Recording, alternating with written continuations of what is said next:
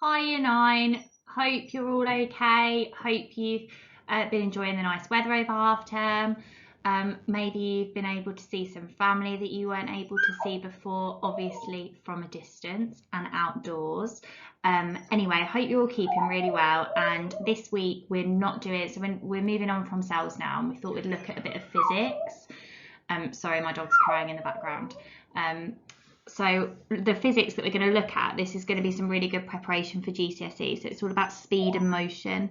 So for the next 4 weeks, this is what we're going to be looking at. So obviously, as usual, you've still got all of those links there to help you.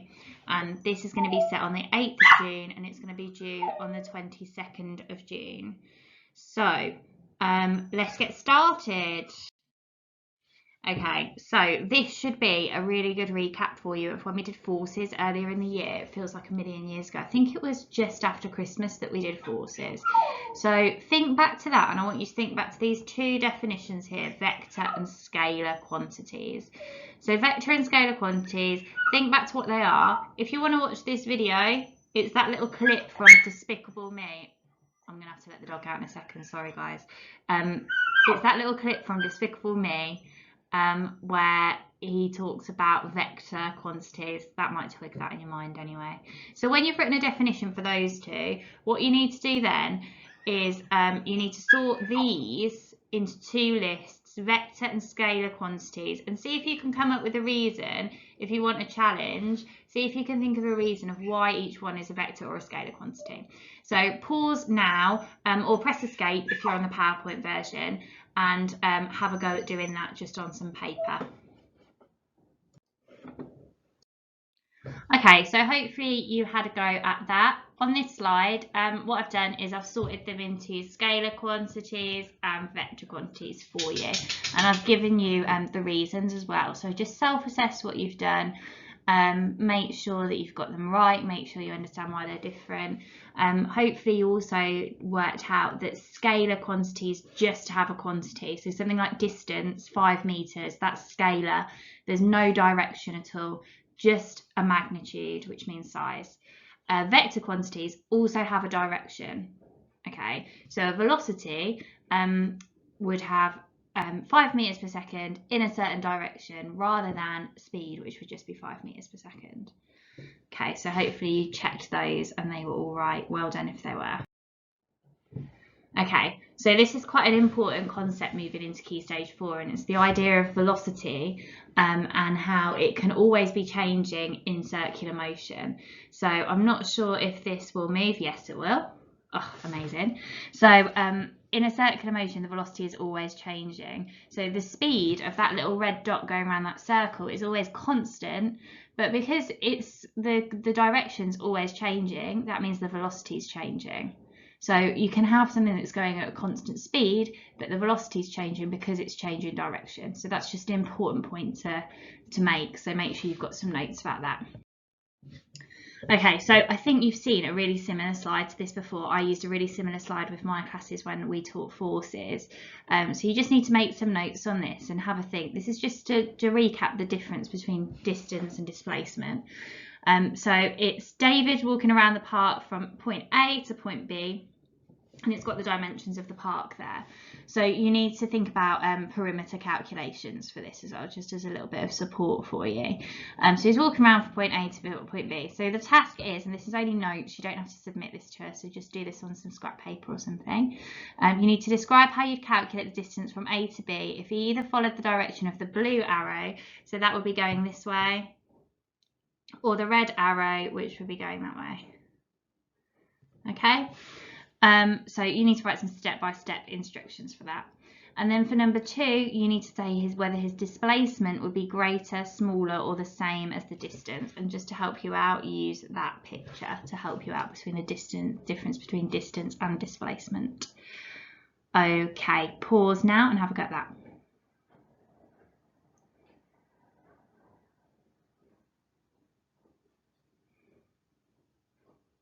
Okay, so hopefully you had a go at that, and you should have worked out that the best piece of equipment to measure that distance would be something like a click wheel, usually. I mean, most of the time you could probably like you could work it out if this map is going to be accurate, but a click wheel is something you wheel on the ground in front of you and it clicks every time you've got a meter, and you just have to count the clicks. So that's probably what I would use to measure that distance. The difference between distance and displacement, so the distance that he's travelling, let's say he goes this way, his distance is going to be, well, we've got 10 here, haven't we? Because 20 minus 10 is 10. And then we've got 120, and then we've got another 10 there. So that's 140. However, his displacement is literally that. So his displacement goes right across the diagram. Okay, so in this situation, his displacement is going to be less than the distance that he travels.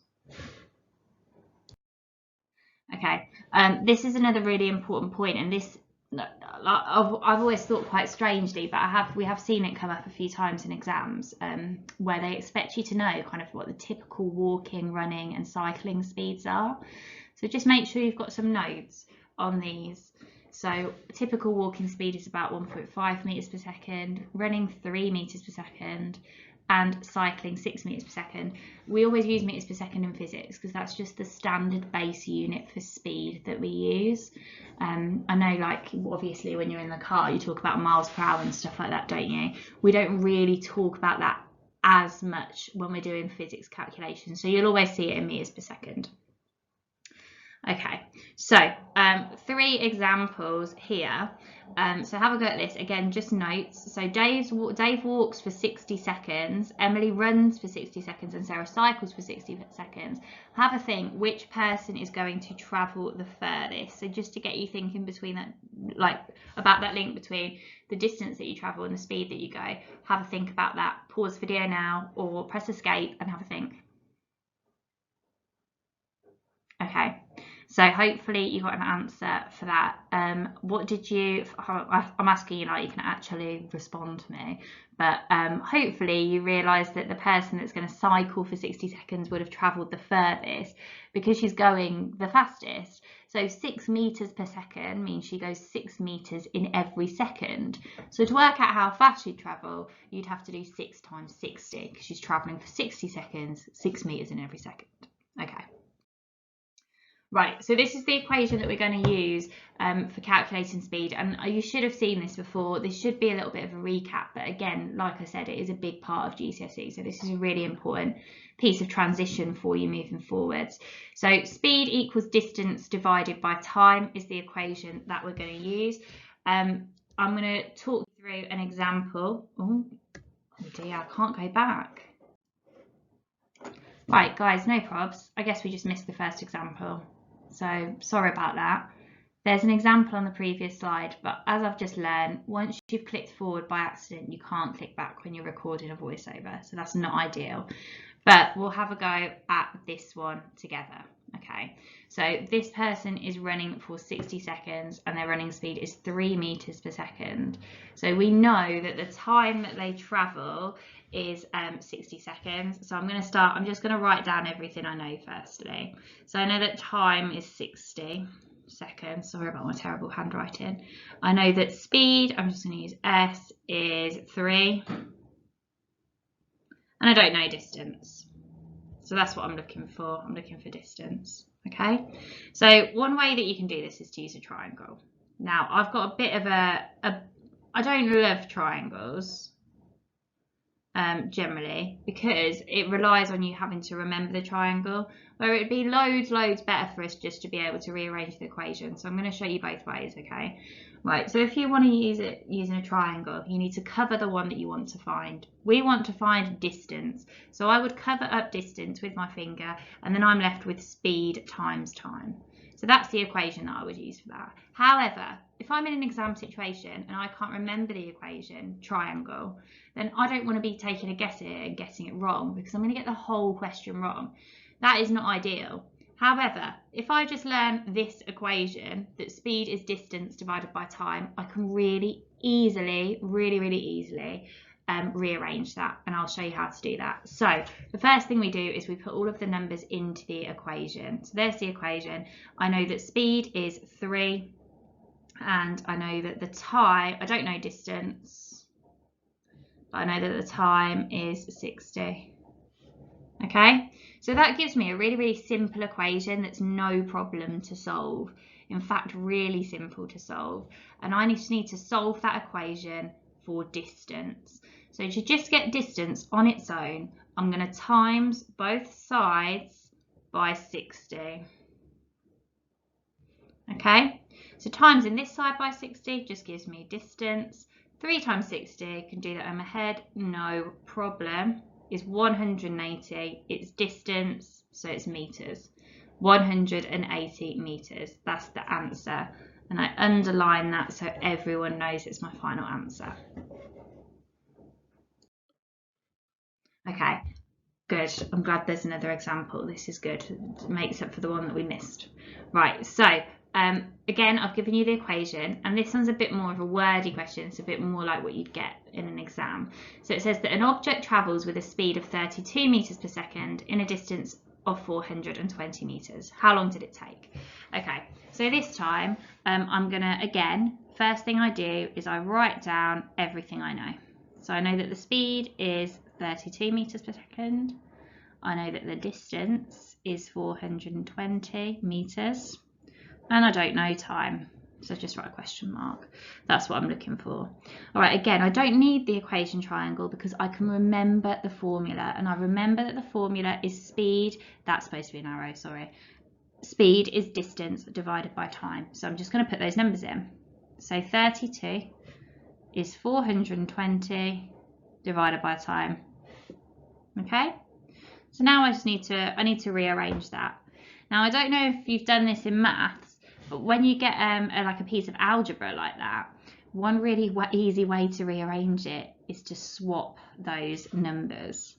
Okay, and when you swap that it kind of cuts out a step. Maybe your maths teachers would tell me off for teaching it you this way, but you can, if you're dividing by an unknown, you can swap the unknown and what's on the other side of the equal sign, and it will work. So we can end up with t equals 420 divided by 32.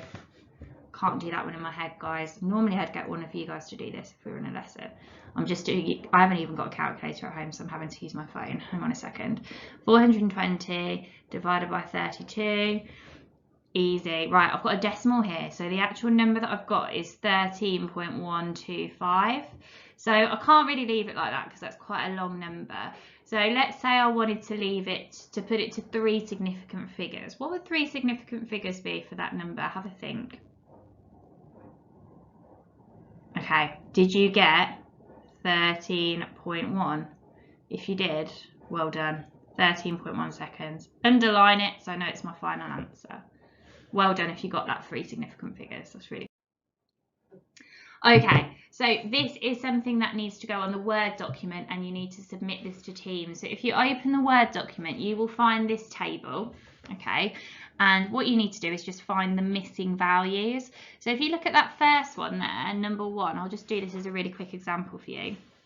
We've got, it goes 240 kilometers in 2 hours. So speed is distance divided by time. So I would write down 240 divided by 2, and the answer would be 120 kilometers per hour. So that's your answer for that one. And I do want to see you working out on that Word document, please. It's really, really hard for us, both in a lesson, but even harder at the moment, to spot any mistakes if you haven't put your working out. It's so much easier when we're working from home for us to give you feedback if you've shown your workings. So please, please do make the effort. If you can't find a divide sign, just do a / and we'll know what you mean. And if you can't, well, times is easy to do because you can just put an X, can't you? But that one should be fine. Okay, I know it won't look like what it would normally look, your workings out, and normally you do them really, really neatly in your book, but that's just not going to be possible at the moment, so we've got to work with what we've got. Right, when you've done that table and that's all sorted, the answers for that are on the next slide, so you'll be able to check your answers as well. But what we'd like you to do then is either do the red, orange or green question and have a go at that on your Word document. Okay, here are your answers. for the table. So you might want to pause that and just double check. Check you got them right. Be really careful with units when you're doing questions like this. Just one that flags this up to me. If you look at this one, you've got the speeds in meters per second, the times in seconds, but the distance is in kilometers. So you've got to be really careful there, because if I just use these numbers, it's going to give me my distance in meters. The answer is supposed to be in kilometers, so be really careful with stuff like that. Again, this one, you're looking for an answer in kilometers, but you've got a meters per second in a second. How many meters, are in a kilometer? Have a think about that. Okay, hopefully you got that and you remembered that 1 kilometer is 1,000 meters.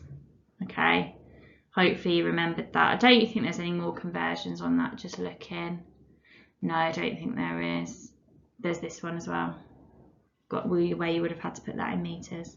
Anyway, hopefully you're okay with that. Do ask your teacher if you've got any questions there. Okay, so for this one, the next thing we want you to do, and you're probably going to do this in the second week, because remember you've got 2 weeks to do this. So the way I would do this, I would listen to this whole PowerPoint, listen all the way through in the first week, sit down with my notepad, make any notes, do any of the activities that your teacher's not going to be marking, do that in the first week. Then the second week, you've got time to do this activity, the previous table, and to get everything done, ready to submit into Teams. You've got plenty of time to do it, so no stressing, and you can afford to take your time with it a little bit, but just make sure that you're not leaving it all until like you download it on the first day and then don't look at it for 2 days. That's not very helpful. Right, so your task number 1, this one is on the Word document, so you can read it there. It's a bit small here. So you need to complete the questions on the Word document. I've put the triangle in for you. Please try not to use the triangle. It's really hard to stress enough to you that triangles are definitely not the best thing for you to do long term. However, I understand you're at home at the moment. You haven't got us, there immediately to help you. And it just depends where you are with your maths at the moment. I promise though, by the end of year 11, we'll get you to a point where you don't need those triangles. So when you've done those 8 questions with your workings out, please, and units, don't forget units, you need to choose either bronze, silver or gold, and they are on the Word document. Have a go at one of those 3 activities. Try and challenge yourself. It'd be nice to see as many of you as possible going for the gold one, which is all about trains in Japan and stuff like that. Okay, so have a go at one of those. Do try and challenge yourself. Just make sure you show your workings out. Brilliant. So well done. Oh, I've forgotten to put a TV pick of the week. I'm so sorry. I meant to put this on and I can't go back and record the whole thing again. So let me think what's been a good sciencey program that I've been watching on TV. Okay, I watched a really good program on Netflix. If you've got access to Netflix at home, I watched, there's a program called History 101, and they've got an episode all about the space race, which I found really interesting. And I didn't know that America really wanted to get to the moon because of all of the tensions with Russia at the time. And it was all really about kind of spying on each other and stuff like that. I found it really, really interesting, and there's loads of stuff I didn't know. So I really recommend that, History 101. I also recommend, what else have I been watching? I haven't watched anything about animals this week.